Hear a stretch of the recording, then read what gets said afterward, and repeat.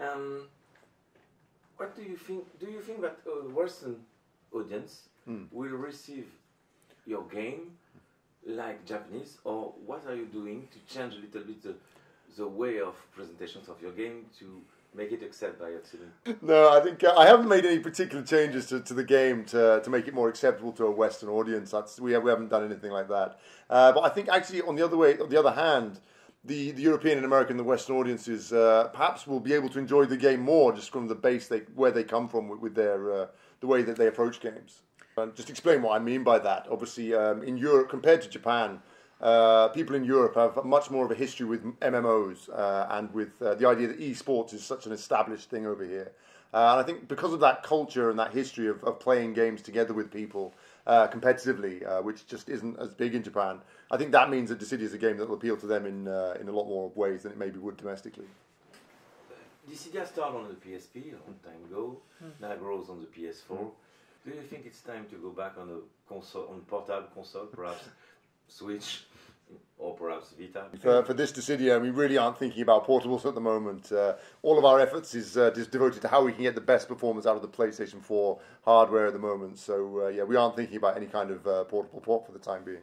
But because it's a very great opportunity for us, it's the first HD Dissidia game there is. We really want to focus on seeing how brilliant we can make the visuals, how good looking we can make the game, and we're looking in that direction rather than to a portable. Have you got an idea to give later free or not free and free characters, more characters or more content? No, we have got a plan for DLC to expand on the game. I think the main part of the extra content is going to be extra characters. We've already released our plans for season pass for the game. Obviously, so those are going to be paid DLC for that. You're going to be paying for the extra characters. Then in addition to the characters, we've got plans, and we're thinking about doing other additions to the game as well. So we've got new stages for the game, new character skins, perhaps new music tracks, new character voices possibly. And we're currently still working out what we want to do with those. So we haven't decided whether we're going to make those free or premium yet. But you don't have to worry about it being a game where you have to pay to win, though. We're definitely not going to make DLC like that. So that's obvious these days. Oh, okay. What you do to help the newbie like me, how you think before to make a tutorial to make this works? No, I mean the tutorials in the closed beta that we did were just videos to introduce parts of the gameplay. For the main game, we've expanded on that, and we've got actual playable tutorials where you can learn the mechanics as you go.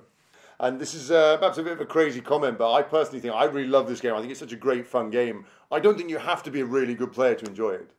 I mean, I've played 8,000 battles in this game so far. I've only actually won 35% of them.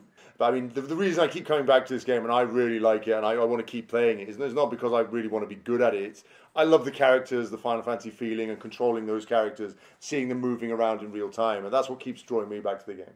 But I think so obviously you have got that appeal and part of the fun of the game for some people, maybe trying to get better at the game and improving your skill and being good at the game. I mean, people will enjoy it for that, but I think what for me comes before that is whether the game itself is a fun and enjoyable game. And I really think it's a great game regardless of how skillful you are, how bad you are at it.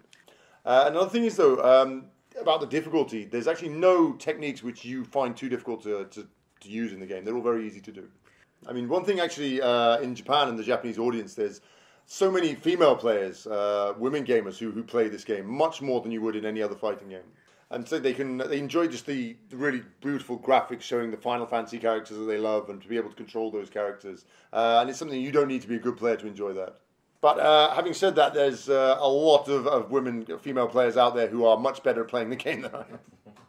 Do you think this game can work without Final Fantasy? Outside of... No, I think it would. I think it would very much work as a game without Final Fantasy, yes. But of course, we got a lot of inspiration from the Final Fantasy games and how to design the characters and what they can do. And obviously, that's something we've used to make it an even better game because of that. No, I mean, again, the game itself is great, but I think because of all those Final Fantasy characters and the appeal they have to people there, it's just people believe me saying that and trying to get across what I like about the Final Fantasy characters. And I think people will believe me because I say that, really. But